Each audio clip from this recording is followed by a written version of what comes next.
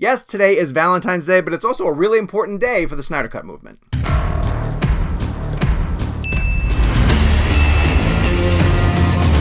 Hey guys, it's Sean O'Connell, the managing director at CinemaBlend, and I wanted to jump onto this video to explain to you why you might be seeing the hashtag Release the Snyder Cut trending on social media today. February 14th ends up becoming a really important day in the movement to get Zack Snyder's Justice League. As you can see, I'm wearing a sweatshirt stating the logo Zack Snyder's Justice League, to get it released in some form, whether it be in theaters, on HBO Max, on home video. The fans of Zack Snyder really want to see his cut of Justice League. I dig it. Snyder has confirmed over the years, through his social media accounts and also in interviews and in little Easter eggs that he hides in official Justice League promotional stuff, that his cut of the movie, the Snyder cut of Justice League, is 214 minutes long. Now, we know that there was a mandate by Warner Brothers to get the theatrical cut down to 2 hours, so that is a lot of footage that was sacrificed in order to change the vision away from what Snyder wanted to do with the Justice League movie and get it under the more manageable terms that Joss Whedon wanted to put out. So ever since then, an army of Snyder supporters have been fighting online and in various other places to get the Snyder cut released, and they've circled 214 as a rally cry, essentially. They want to see all 214 minutes of what the Snyder cut is. So today, February 14th, being 214 on the calendar, is becoming a very important day for the movement. There's a couple of events that are happening on social media that I think I want to bring your attention to because they're really important in terms of showing why this movement goes far beyond just a movie in general. One is a poster contest that is being sponsored by Zack Snyder himself.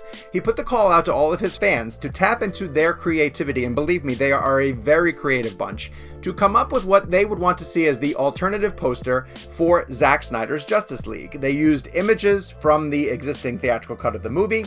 They came up with different variations of famous movie posters using silhouettes of the Justice League members. Some of the entries are truly incredible, and you can see them on Twitter at the official account for the Release the Snyder Cut Twitter poster movement. It's also on Vero, which is a social media tool that Zack Snyder favors and uses often to share images from the Snyder Cut movement. There's also going to be a Release the Snyder Cut Arts Festival that's taking place today, and for 4 hours during February 14th, there's going to be a designated window where entrants are going to be able to post their submission into the Arts Festival.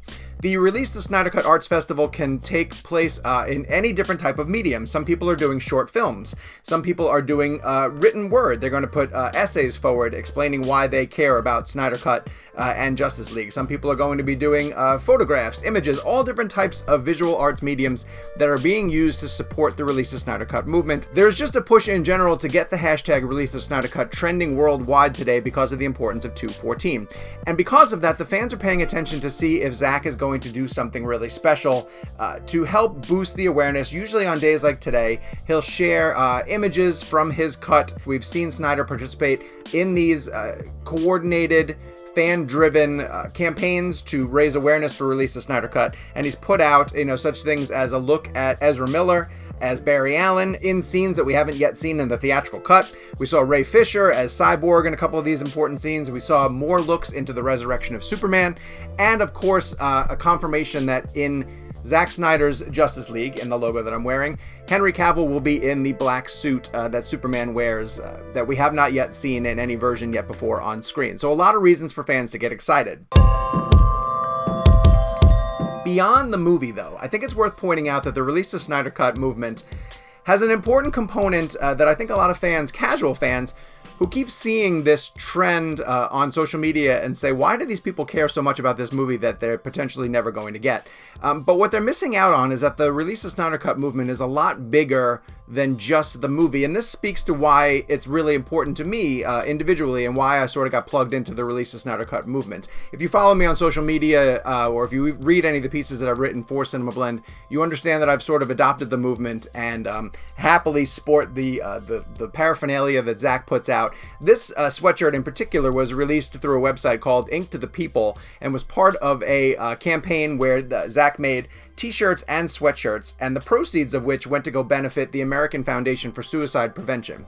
There's a charitable arm to the entire Release the Snyder Cut movement that is really important and deeply personal to me too, where because of the death of Zack Snyder's daughter, Autumn, which is the reason why he had to walk away from Justice League in the first place, the movement gets together every once in a while and puts on these larger campaigns, and they raise money to either put a billboard in Times Square or to buy signage around San Diego during Comic-Con to raise awareness for the Release the Snyder Cut movement, to keep the focus on Zack's vision for Justice League, but also to raise money for suicide prevention. And I think that element gets lost in a lot of what these guys are doing online. Through no fault of their own, they make it very clear that everything they're doing has a charitable arm to it, but there's still people who sort of treat the movement as a joke, to sort of lampoon it and spoof it, and oh, look at these crazy people still 2 years later demanding the release of a cut that they still claim doesn't exist, even though Snyder has posted visual evidence on his Vero account that the Snyder Cut is an actual thing. He showed the film canisters, of which he says that the cut is inside of those canisters, and I personally choose to believe him. But the reason why I wear something like this, the reason why I make videos like this, and the reason why I write these stories on CinemaBlend is to keep building up that army of people who have not just the goal of getting the movie released, but also that charitable function of raising awareness for suicide prevention, which I think is a truly beautiful and emotional reason for pushing for the release of the Snyder Cut. Yes, they are defending artistic integrity, and they want to see all the people who they view were being wronged by the decision to move on from Zack Snyder. A lot of people who worked on Snyder's cut of the movie,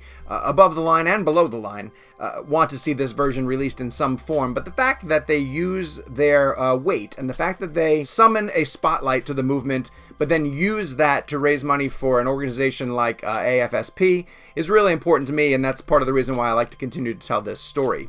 There's going to be another component that I'm going to be involved in too, where I'm going to be writing a book called Release the Snyder Cut. And it's going to be about the history of Zack's journey through the DCEU, but also it's going to be the story of the people who are in the movement and why it's important to them, why they choose to fight, why 2 years later they're still pushing for the release of this version of the film that they never got to see, and why they're doing all of this stuff to raise awareness for suicide prevention. I have found some beautiful stories from the people in the movement, and I'm going to include them in the book, and so stay tuned for more details with that as it develops.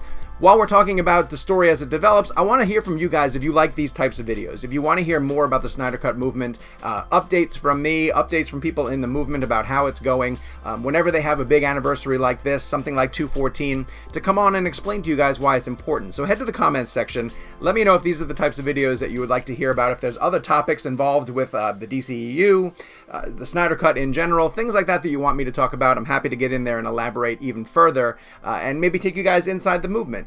While you're here as well too, follow the hashtag Release the Snyder Cut on social media today, especially on 214. If you have something to contribute to the poster movement or the arts festival, or just anything in general to support artistic integrity, or maybe even raise some awareness for the AFSP, make sure that you do it today of all days, because 214 is really important to this movement for various reasons. And of course, while you're here, hit subscribe and turn on your notifications, because we're posting videos all the time on CinemaBlend's YouTube page. We want to make sure that you guys follow each and every one of them.